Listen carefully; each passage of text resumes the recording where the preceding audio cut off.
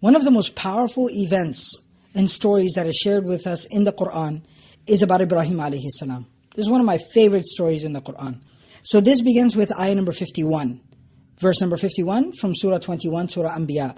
Allah says, وَلَقَدْ آتَيْنَا إِبْرَاهِيمَ رُشْدَهُ مِنْ قَبْلُ وَكُنَّا بِهِ عَالِمِينَ. That Allah tells us that we gave Ibrahim alayhi salam the, intelligence and maturity. So when Ibrahim alayhi salam became, a mature young man, and Allah subhanahu wa ta'ala says, وَكُنَّا بِهِ عَالِمِينَ, and we were watching over him, we knew everything that was going on with him. إِذْ قَالَ لِأَبِيهِ وَقَوْمِهِ مَا هَذِهِ التَّمَاثِيلُ الَّتِي أَنْتُمْ لَهَا عَاكِفُونَ. He tells his father and his people, what are these statues, these sculptures that you worship, that you offer so much devotion and dedication to? قَالُوا وَجَدْنَا آبَاءَنَا لَهَا عَبِيدِينَ. They say, hey, listen, youngin, not too fast. We found our forefathers worshipping these idols, okay? Now you be quiet and you back off. He said, لَقَدْ كُنْتُمْ أَنْتُمْ وَآبَاؤُكُمْ فِي ضَلَالٍ مُبِينٍ. He goes, that doesn't change anything. That just means that you, just like your forefathers before you, are in serious, grave error. Like you're wrong. You're doing something wrong. That's all that means. So they respond back, قَالُوا أَجِئْتَنَا بِالْحَقِّ أَمْ أَنْتَ مِنَ اللاعبين. Do you actually have something solid, concrete to share with us? Or are you just messing around with us here? Because we don't have time for games. So Ibrahim alayhi salam says to them, قال, he said, بَلْ رَبُّكُمْ رَبُّ السَّمَاوَاتِ وَالْأَرْضِ الَّذِي فَطَرَهُنْ. He said, rather, your Lord, your Master, your Creator, Allah is the Lord and the Master, the Creator of the heavens and the earth, the one who gave them existence out of nothing. He created them from nothing. وَأَنَا عَلَى ذَلِكُمْ مِنَ الشَّاهِدِينَ. And I am a witness. I am a witness upon you when it comes to this fact. Like I am informing you of fact. I'm telling you that this is the reality. And he goes on to tell them, وَتَاللَّهِ لَأَكِيدَنَّ أَصْنَامَكُمْ بَعْدَ أَن تُوَلُّوا مُدْبِرِينَ. When you guys aren't around, I'll teach you a lesson through your own idols. I'll show you what's right and what's wrong. I'll make you realize through these same idols that you worship.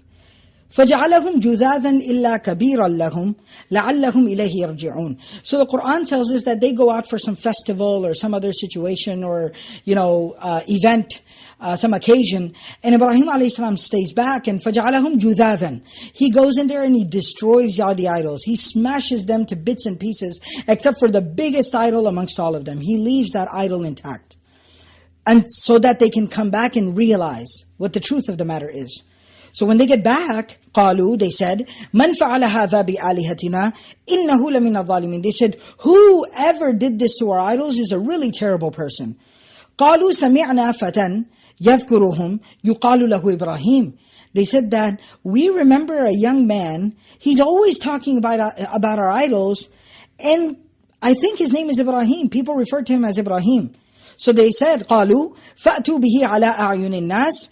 Go and bring him عَلَىٰ أَعْيُنِ النَّاسِ لَعَلَّهُمْ يَشْهَدُونَ, in front of everybody, so we can make a lesson, an example out of him, and everybody finds out what happens when you mess with our idols. So when Ibrahim alayhi salam is brought to them, young man, they said, قالوا أَأَنْتَ فَعَلْتَ هَذَا بِآلِهَتِنَا يَا إِبْرَاهِيمَ. They said, are you the one? Hey, listen, are you the one who did this with our idols? Oh Ibrahim, is it you? Come on, fess up.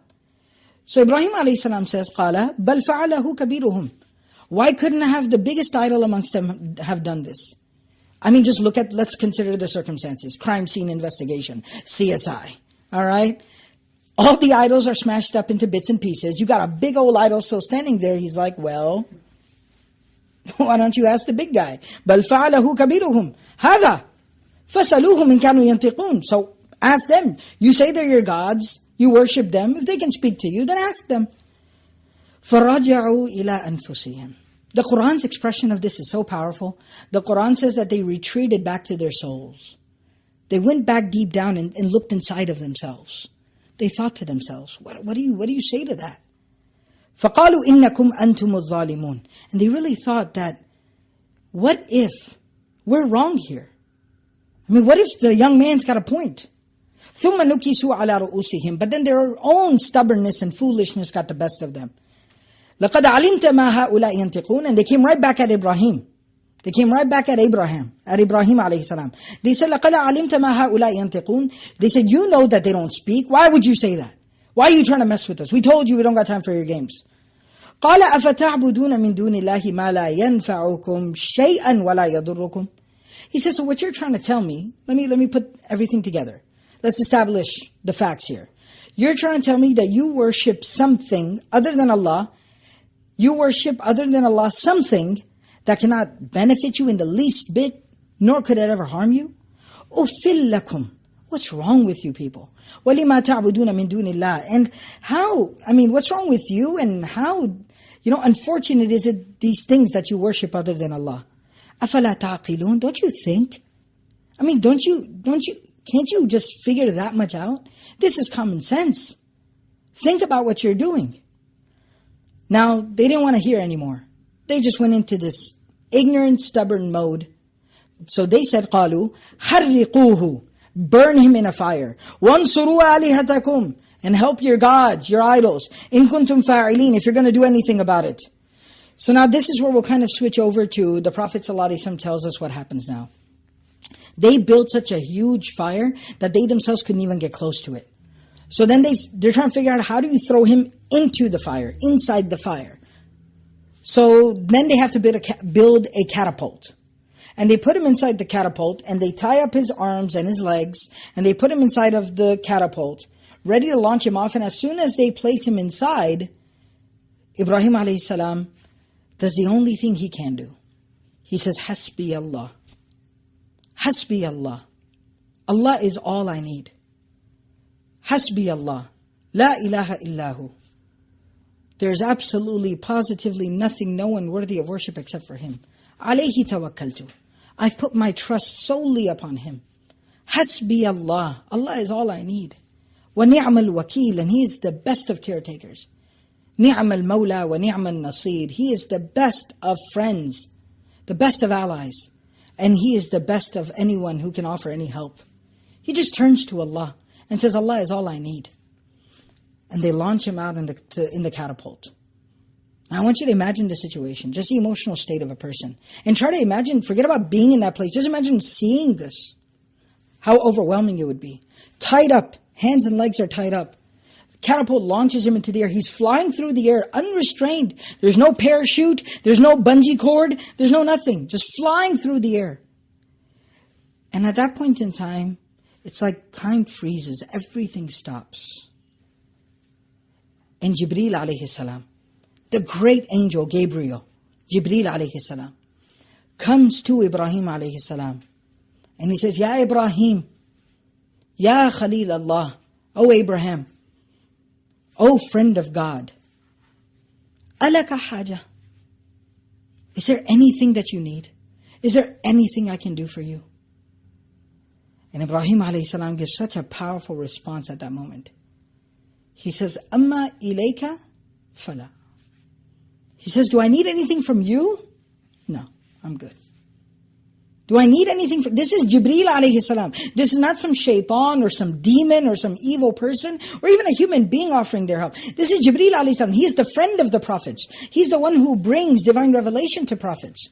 He's saying, can I do anything for you? And Ibrahim alayhi salam says, Amma ilayka fala. As far as you're concerned, no thank you. I'm good. I don't need anything. Hasbi Allah. I have Allah. I have Allah. Another narration says that the angel that is deputed to the rain, who's put in charge of the rain, that he sees this fire raging and burning, Ibrahim alayhi salam flying through the air, about to land in the fire, and he cries out. He cries out at that moment, Mata umaru. Mata umaru. When will I be commanded? فَأُنزِلُ الْمَطَرَ. That I will send the rain down. When will the command come, Ya Allah? Your Khalil, your beloved friend, is about to fall in the fire. And Ibrahim alayhi salam at that time, falling forward into the fire, he says, Allahumma, oh Allah, Anta al-ilahu wahidun, Anta wahidun, Anta al-rabbu wahidun. Oh Allah, you are the only one worthy of being worshipped. Wa ana fil ardi wahidun, a'buduka. And I am the only one in the earth, my Lord, my Master, who worships you. You're the only one worthy of worship, but I'm the only one on the earth that worships you, Ya Allah. And Ibrahim alayhi salam is coming down into the fire, falling into the fire. And right before he falls into the fire, Allah subhanahu wa ta'ala in the next ayah, He tells us, قُلْنَا, we said. Allah said, He spoke directly to the fire, Ya nar, O fire, كُونِي بَرْدًا وَسَلَامًا عَلَى Ibrahim. Be cool and be peaceful and safe upon my beloved friend, Abraham, my friend Ibrahim alayhi salam. Ibrahim alayhi salam lands in the fire. And the narration says, Allah subhanahu wa ta'ala commanded the fire, be cool and peaceful for Ibrahim. Not a single hair on his head or on his body was burned. But it was only for Ibrahim. What did burn? The ropes that were restraining his wrists and his ankles, those ropes burned up.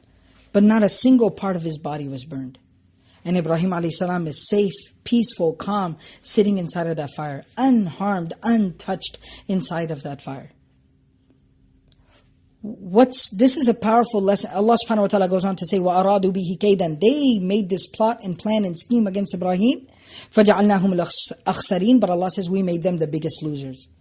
This is a powerful story in and of itself. But the lesson, the take-home lesson, for me personally, and what I'd like to share with you, is that when we put our faith in Allah, when we turn directly to Allah, when we put our trust in Allah, when we rely and depend upon Allah, Allah will come to our aid and our rescue accordingly. There's a very powerful lesson here, very powerful nuance. Normally, you would think help and aid would come by extinguishing the fire. Allah would send down the rain to extinguish the fire, or something else. Or Allah would send a flood and it would come and put out the fire. Ibrahim a.s. did not turn to the creation of Allah to get to Allah. He turned directly to Allah. I directly put my faith and my trust in Allah. And Allah subhanahu wa ta'ala directly helped Ibrahim a.s. No rain, no water, no nothing. But Allah subhanahu wa ta'ala left the fire intact, but just made it change its nature. Commanded it change and become cool and peaceful. When we put our faith and trust in Allah, Allah will make the impossible possible for us. وَرَزَقَهُ مِنْ حَيْثُ لَا يَحْتَسِبْ. Allah will provide ways and solutions for us from where we couldn't even imagine. I hope and pray that Allah subhanahu wa ta'ala allows us to practice everything we've said and heard, and that we all benefit from this very powerful story in the Quran about the great Prophet of Allah, Ibrahim alayhi salam.